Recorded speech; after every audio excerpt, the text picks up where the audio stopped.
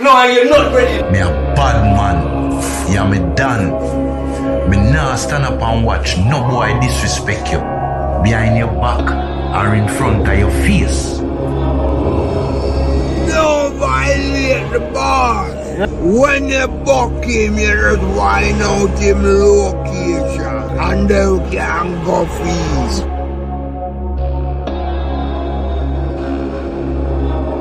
Long power sign no quiet man.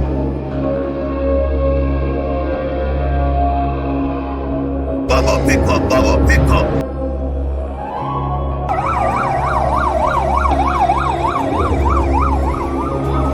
Wonder if the boy get why. Oh, now answer and watch on them something them on.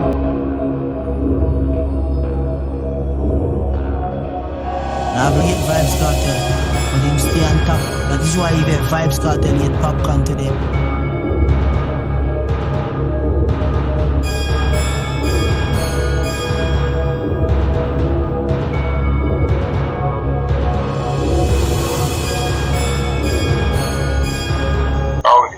Razzie, ma come cross.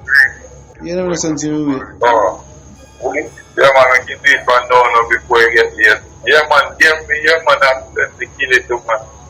Yeah, man, kill it up there. But G saying the business are winner, dog. Anybody you catch, you know. Yeah, I don't give a fuck about that, dog.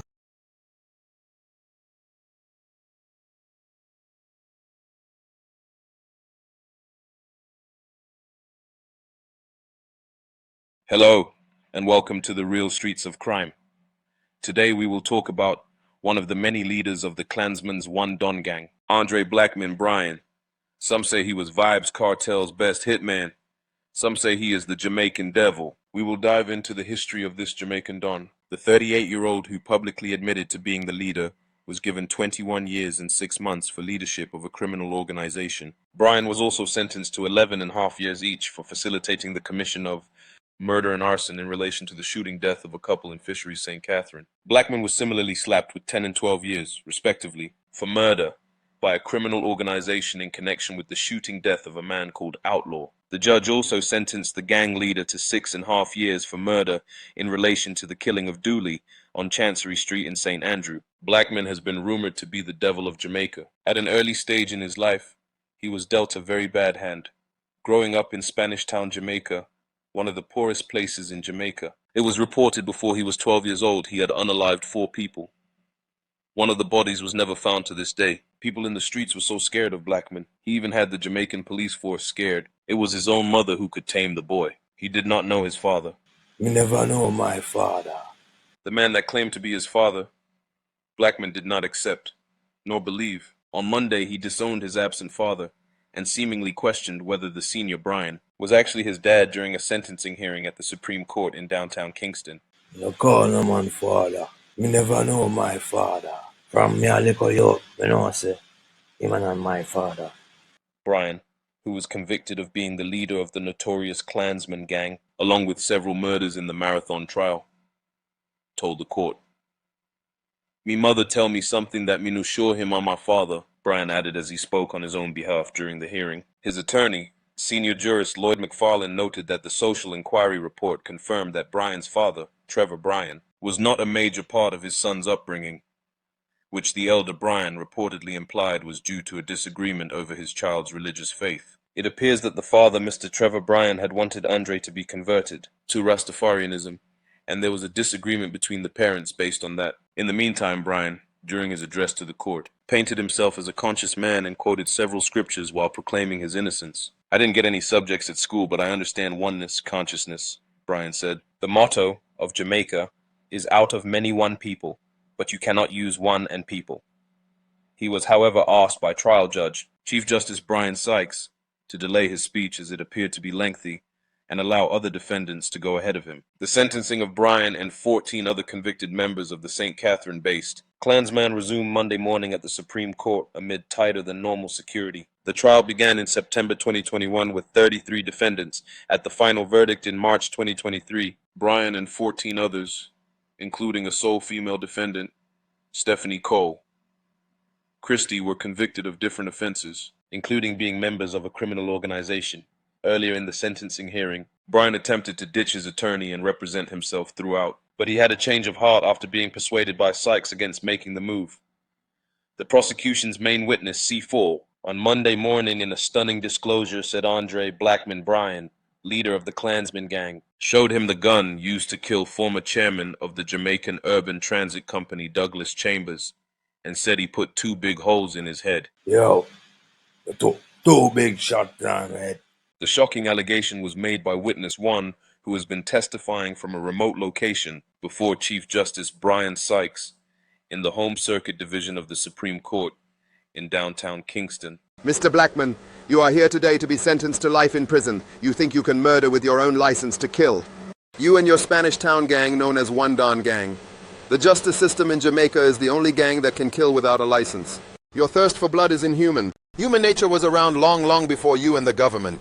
And judging from the injuries to skulls and bones of your victims, we see you as a caveman, violent and bloodthirsty.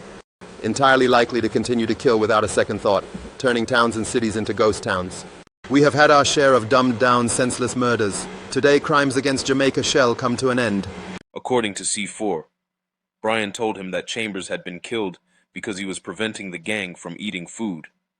The witness, who claimed to have been a top-tier Klansman member, added that Brian told him that he gave the gun to an individual to sell because he didn't want the gun in the parish. He said the gun was to be sold in Clarendon, as he didn't want the gun in Spanish Town. He didn't want the murder linked to him or any member of the gang. For the majority of the morning during C4's testimony, Blackman held his head down on his hands. Chambers was shot dead by gunmen in Spanish Town in June of 2008.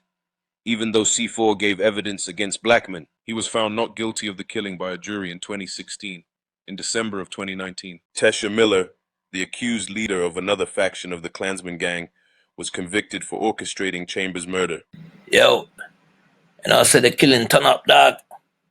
Yeah, man. The turn of thing up, you know. Pussy them fit dead.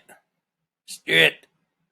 In another shocking allegation at the trial, the witness said that Brian gave him the duty of scouring the internet to find crime statistics on the island. He said that Brian was miffed to learn that Montego Bay and Clarendon at times were recording more murders and shootings than Spanish Town, where the Klansman is based. He claimed that Brian said the gang needed to up its game, slap down anything moving. The first of many murders was committed at a dominoes game. A man was shot in the back of the head. The bullet went straight through the victim's head and penetrated the man in front of him. 2 murders with 1 bullet. Now, that was a statement, in this respect, as those areas should not be beating Klansman turf. He further said the alleged leader assigned an individual to come up with a strategy to drive the numbers for their home base. This is when Spanish Town became red with blood. Blackman would not allow any other area in Jamaica to be deadlier than Spanish Town. Anybody could be killed, including women and young people. The Klansman gang also had a lady killer, who has since been arrested for a handful of executions.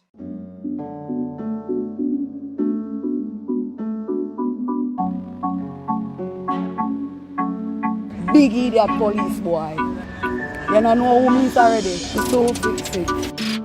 It was rumored that she used to drink the victim's blood after she killed them, even keeping body parts as trophies. Blackman and this female would make love in the same graveyard that their enemies were buried in and mock the dead. On the 9th night, the Klansmen would shoot up the gathering so the spirit could not leave this earth and would be forever trapped on earth. This is what they call duppies.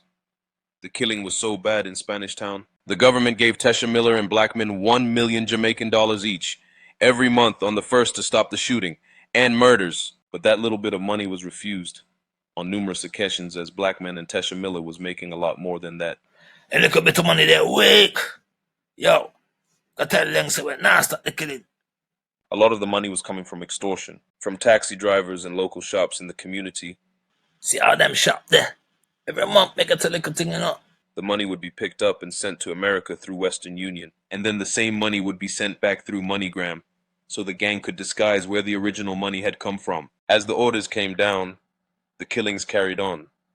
But the real Don giving the order was not Blackman nor Tesha Miller, who we will talk about soon. But the real person giving the order was Courtney Samuels, otherwise known as Stammer. Stammer's mother was a police inspector in Jamaica. She would order other corrupt police to clean the crime scene when the Klansmen committed murder. Stammer was an educated man. He went to school in Dent Hill, St. Catherine. The school is situated in northeastern St. Catherine between two major towns, Linstead and Bog Walk. It is 38 kilometers from Spanish Town and 40 kilometers from Kingston. The police in Jamaica have so much information on Stammer, but Stammer was untouchable because his mother was protecting him from prosecution. She is working with the people at the top of the food chain in Jamaica.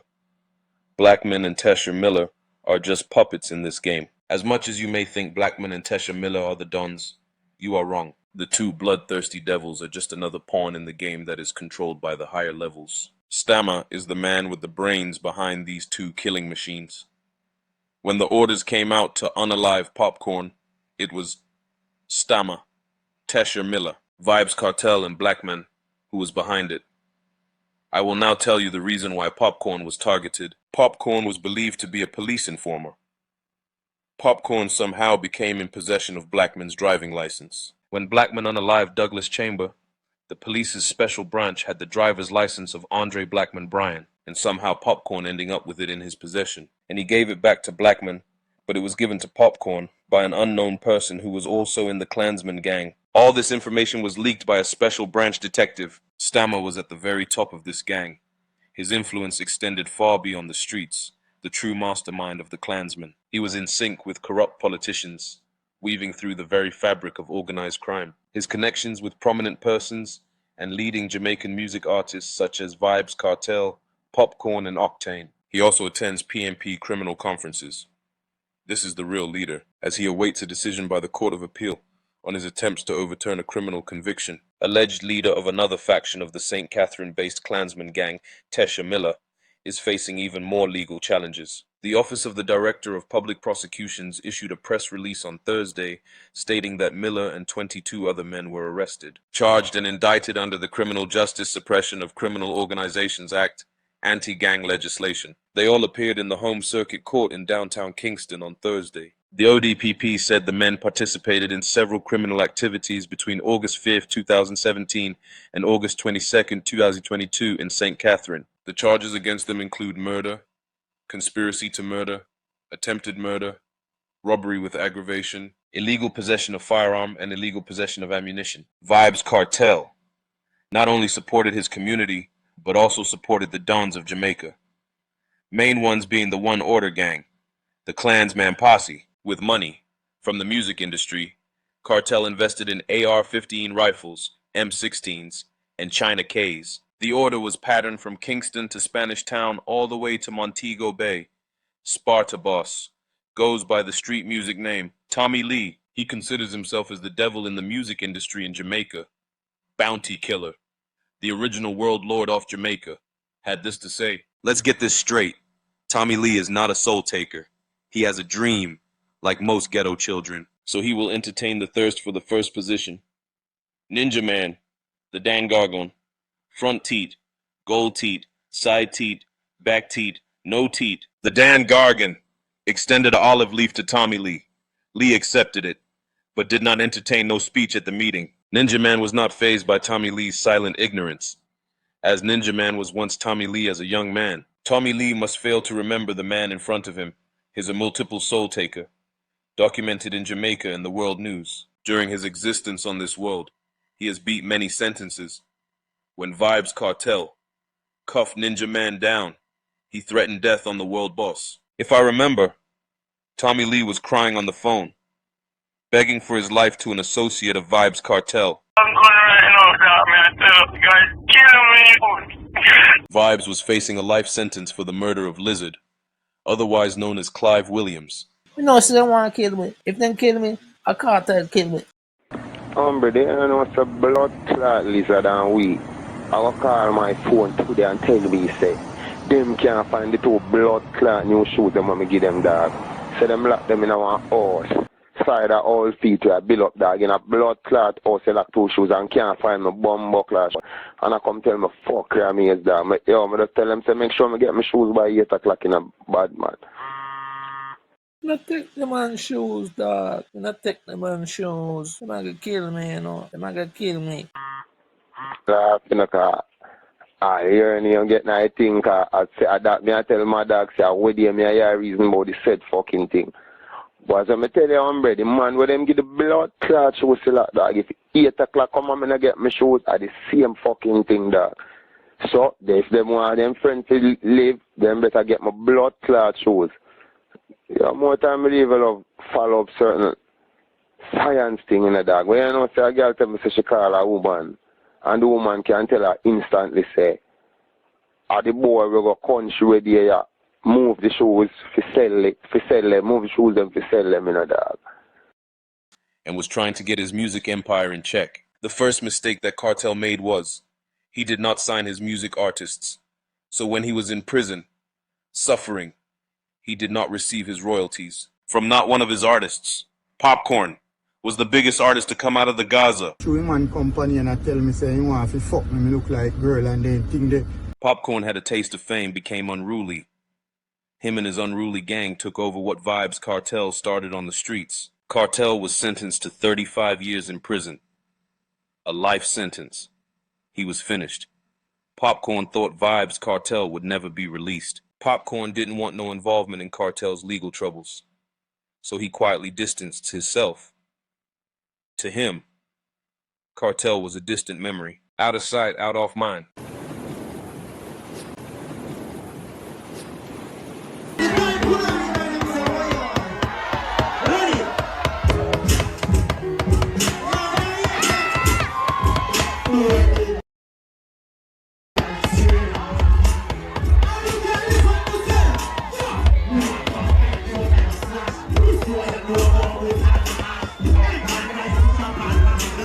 Pull up.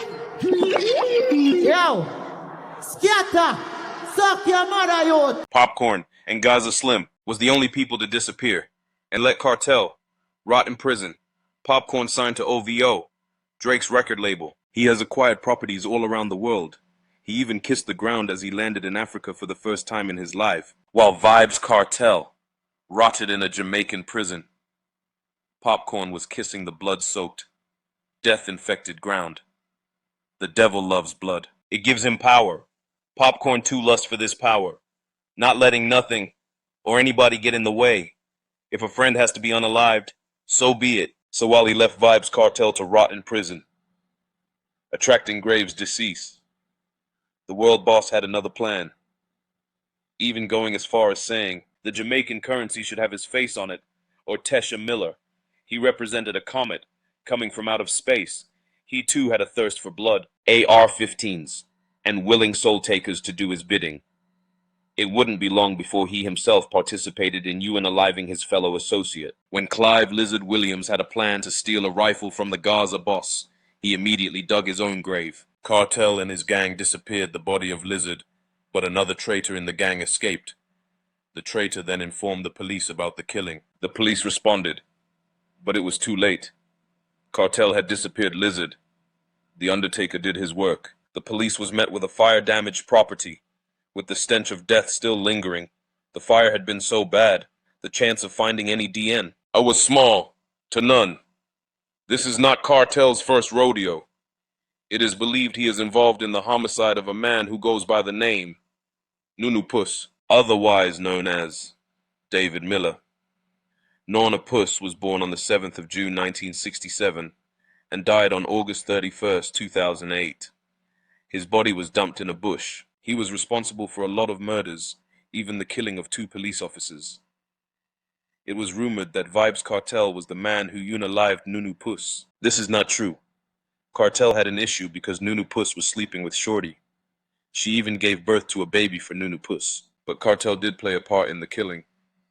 The Klansman crew was the killers. Tivoli Gardens' president crew from West Kingston and the Klansmen were responsible for the killing of Nunu Puss. Nunu Puss was ordered to a meeting by his own crew in Tivoli Gardens, but did not attend as he knew his own crew was going to kill him. He was set up by the president crew, and the Klansman crew did the hit. There was never any retaliation over his death, as the people who would retaliate was the same people that ordered his death, even though no one has ever been found guilty of his murder. Blackman has now been sentenced to 39 years for numerous killings, so I guess Nunu Puss can rest in peace along with all the other victims. Thanks for joining me today.